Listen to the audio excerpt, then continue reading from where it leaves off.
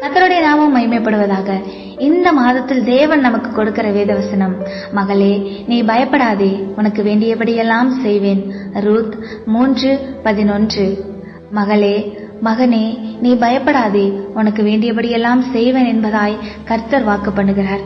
பொது மொழிபெயர்ப்புகளில் இந்த வசனம், மகளே பயப்பட வேண்டாம், நீ கேட்பதெல்லாவற்றையும் நான் செய்வேன். இன்னும், மகளே நீ பயப்பட வேண்டாம், நீ எதையெல்லாம் கேட்கிறாயோ அதையெல்லாம் செய்வேன் என்றும் ஆங்கிலத்தில் I will do for whatever you ask. Boaz ரூத்திடம் இந்த வார்த்தைகளை கூறுகிறதை பார்க்கிறோம். போவாஸ் இயேசு கிறிஸ்துவுக்கு நிழலாட்டமாய் இருக்கிறார். ரூத் மணவாட்டியாகிய சபைக்கு நிழலாட்டமாய் இருக்கிறாள். போவாஸ் ஒரு நீதிமான், கண்ணியமானவர், அனைவராலும் மதிக்கப்படுகிறவர், ஐஸ்வர்யவான், தன் வேலையாட்களிடம் அன்பாய் பேசி அவர்களை ஆதரிக்கிறவர். நம்முடைய ஆண்டவராகிய இயேசு கிறிஸ்துவும் நம்மை விசாரிக்கிறவர். அவரிடத்தில் அநேக முறை கேட்ட வார்த்தைகள், அழாதே, நான் உனக்கு என்ன செய்ய வேண்டும் என்றும். மத்தேயு 11:28 வருத்தப்பட்டு பாரம் சுமக்கிறவர்களே, நீங்கள் எல்லாரும் என்னண்டைக்கு வாருங்கள், நான் உங்களுக்கு இளைப்பாறுதல் தருவேன். மனதுருகி அநேகரை போஷித்தார், சீஷர்களுக்கு ஒரு குறைவில்லாதிருந்தது. யோவான் 14:1 உங்கள் இருதயம் கலங்காமலும் பயப்படாமலும் இருப்பதாக, உங்களுக்கு சமாதானம் என்றும் அன்பாய் பேசி விசாரிக்கிறவர். ரூத் என்பவள் ஒரு மோவாபிய புறஜாதி பெண், கர்த்தருடைய சபைக்கு உட்படலாகாது என்றவள், கணவனை இழந்து விதவையாய் சுதந்திரவாளி அற்று போனவள், அற்பமாய் ஏளனமாய் பார்க்கப்பட்டவள், விதவையான நகோமியின் தேவனை பின்பற்றி தீர்மானித்ததில் உறுதியாயிருந்தவள். அதே போல மணவாட்டியாக வேண்டியவர்கள் யூதர்களே.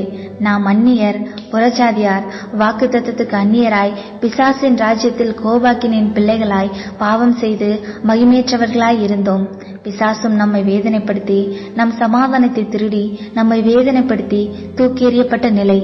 போவாசாகிய இயேசு என்ற மணவாளனால் நாம் ஏற்றுக்கொள்ள தகுதி இல்லாதவர்கள், ஆனால் தூக்கி எறியப்பட்ட நம்மை சேர்த்து கொண்டு ரோமர் 3:23 ரட்சிப்பை தந்து நம்மை வாழ வைத்தவர்.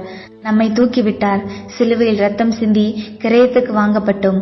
அப்படி வாங்கப்பட்ட மணவாட்டியாகிய நம்மை மகளே என்றது போல பிள்ளைகளாகிய நம்மை பார்த்து இயேசு சொல்லுகிறார், மகளே மகனே நீ பயப்படாதே, உன்னை ரத்தம் சிந்தி மீட்டுக் கொண்டேன், நீ என்னுடையவன், ஆதலால் நீ பயப்பட தேவையில்லை.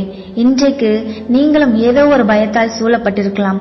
எதிர்கால பயம், தேவைகளை குறித்த பயம், மரண பயம். உங்களை பார்த்து, என் மணவாட்டியே நீ பயப்படாதே, அடுத்து உனக்கு வேண்டியபடியெல்லாம், நீ கேட்பதையெல்லாம், நீ எதையெல்லாம் கேட்கிறாயோ அதையெல்லாம் செய்வேன்.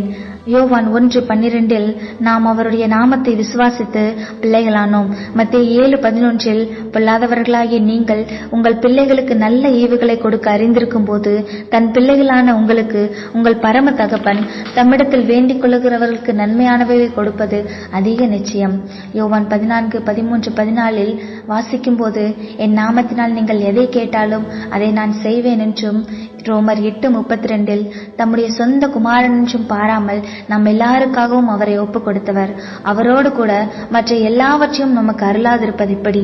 ரத்தம் சிந்தி கிரயத்துக்கு கொள்ளப்பட்ட உங்களுக்கு வேண்டியபடியெல்லாம் இந்த மாதத்தில் செய்வார். நீங்கள் பயப்படாமல் இந்த மாதத்தை அணுகுங்கள். கேட்டு விசுவாசித்து பெற்றுக் கொள்ளுங்கள். கர்த்தர் உங்களை ஆசீர்வதிப்பாராக. நாம் ஜெபம் செய்வோம். அன்புள்ள இயேசப்பா, நீர் ரத்தம் சிந்தி என்னை மீட்டுக் கொண்டதற்காய் ஸ்தோத்திரம். மீட்கப்பட்ட நான் பயப்பட தேவையில்லை. இந்த மாதத்தில் என் தேவைகளை எல்லாம் கேட்டு பெற்றுக்கொள்ளப் போகிறேன். எனக்காக சொந்த குமாரனையே கொடுத்தவர். மற்ற எல்லாவற்றையும் நீர் எனக்கு தருவீர். வேண்டிக் கொள்கிற எனக்கு நன்மையானவைகளை தருவீர். இயேசுவின் நாமத்தில் ஜெபிக்கிறோம் எங்கள் நல்ல தகப்பனே, ஆமேன். கர்த்தர் உங்களை ஆசீர்வதிப்பாராக.